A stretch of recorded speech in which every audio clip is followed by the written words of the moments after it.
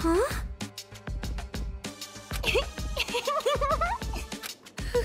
Who's there?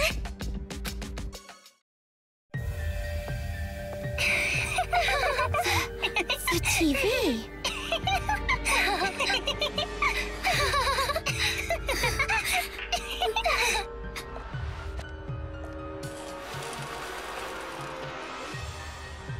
Bum!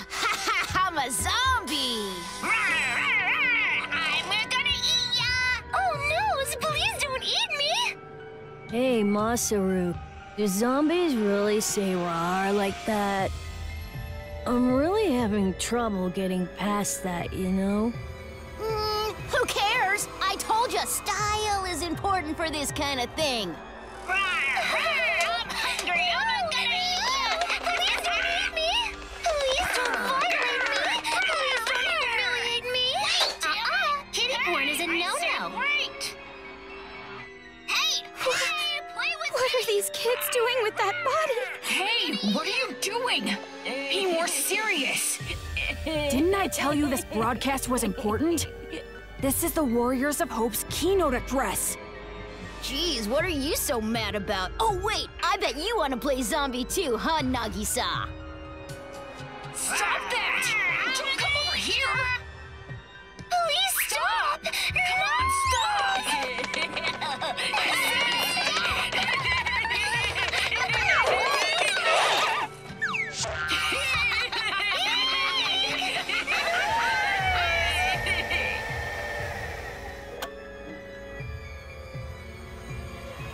Citizens of Toa City, nice to meet you.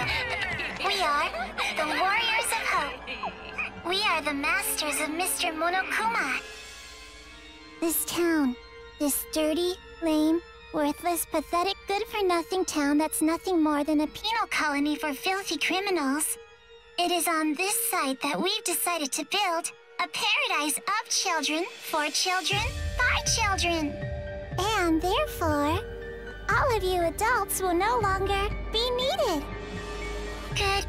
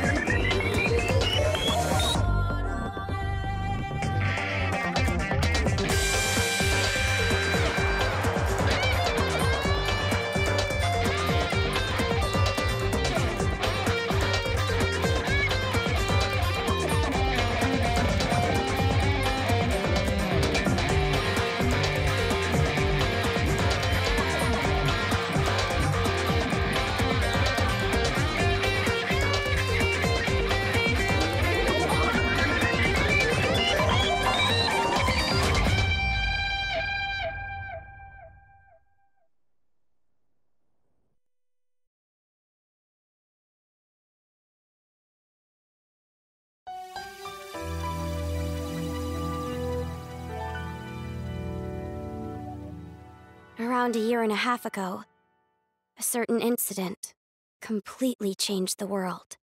Apparently, the origin of the incident was a student movement at a certain school, but the school covered it up.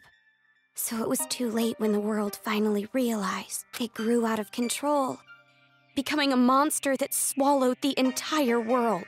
It couldn't have just been some riot or student protest. It had to be something far deeper. That much should be obvious. It did come from Hope's Peak Academy, after all. Eventually, The incident grew so much in strength and scale that it threw the world into despair. Theft, arson, brutality, murder. The violent crime rate went off the charts. Violence spawned revenge, which fueled more violence, driving the crime rate even higher. Before long, a global war broke out. A war not for land or ideals, but only for the sake of war. A war that tainted the world with despair.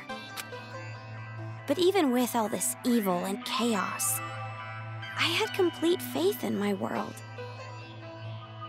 And even when it felt like I was falling, I kept believing. It's still okay. Then, I found out that 7 of my classmates had died suspiciously. I fell further still.